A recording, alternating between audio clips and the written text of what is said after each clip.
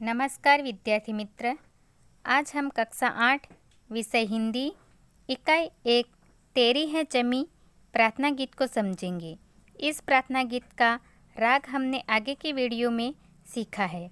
यहाँ पर हम सबसे पहले इसका हेडिंग और इसका प्रकार समझेंगे।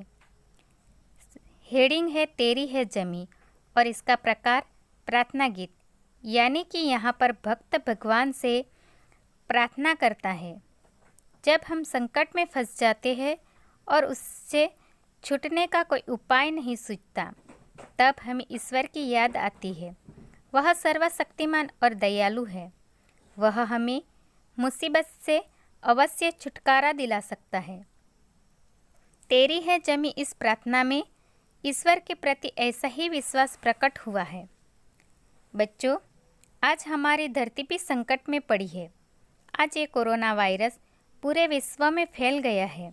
आज कई देशों में महामारी फैली है। जहाँ देखो वहाँ कोरोना वायरस की ही बातें हमें सुनाई पड़ती है और हजारों लोग वायरस के झपट में आ गए हैं। सभी को इस वायरस का सामना करना पड़ा है। इस वायरस की वजह से ही आज हमें घर में ही रहकर पढ़ना है, क्योंकि यह वायरस एक दूसरे के संपर्क में आने से फैलता है। हमें एक दूसरे से दूरी बनानी पड़ती है। हम एक दूसरे से मिल नहीं सकते। रोजगारी पर भी इसकी असर पड़ी है। इस तरह की हमें कई मुश्किलों का सामना करना पड़ा है। ऐसे में हमें यह कविता पढ़ने में आई है। हमारा मन भी ईश्वर से प्रार्थना करता है। सिर्फ हमारा ही क्यों, हम सभी का मन ईश्वर से प्रार्थना करता है कि तेरी है जमी तेरा आसमान। आसमान यानी कि आकाश। तू बड़ा मेहरबा, मेहरबा यानी कृपालु, दयालु। तू बख्शिश कर, बख्शिश यानी क्षमा करना। सभी का है तू, सभी तेरे। खुदा मेरे तू बख्शिश कर। खुदा यानी भगवान, ईश्वर।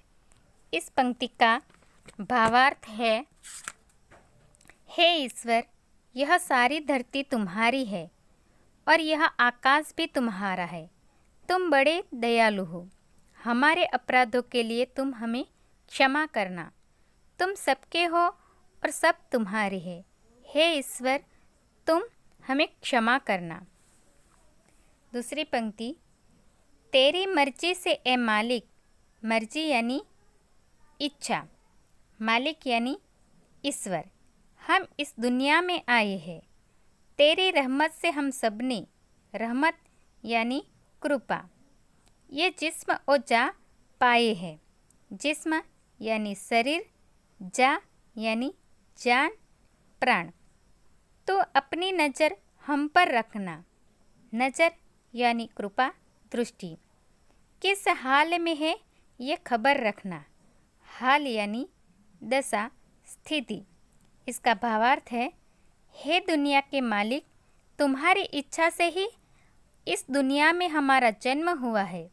तुम्हारी कृपा से ही हमें यह शरीर और प्राण मिले हैं। तुम हम पर अपनी कृपा दृष्टि रखना। हम किस हालत में है इसकी हमेशा खबर रखना। तीसरी पंक्ति, तू चाहे तो हमें रखे, तू चाहे तो हमें मारे। तेरे आगे झुका के सर, खड़े हैं आज हम सारे। सर यानी सिर, मस्तक।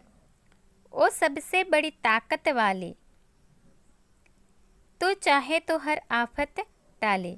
आफत यानी संकट, टालना यानी दूर करना।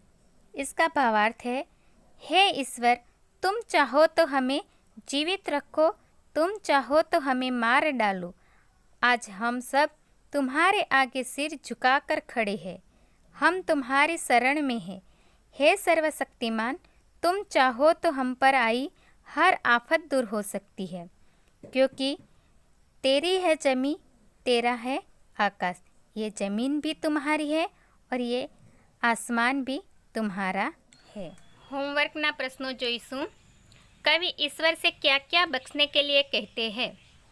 कवि ईश्वर से अपने गुनाहों को बख्शने के लिए अर्थात क्षमा करने के लिए कहते हैं।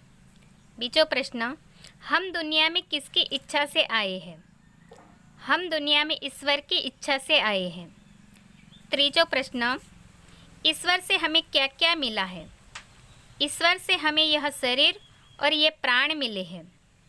चौथो प्रश्न, कवि ईश्वर के सामने कैसे खड़े हैं?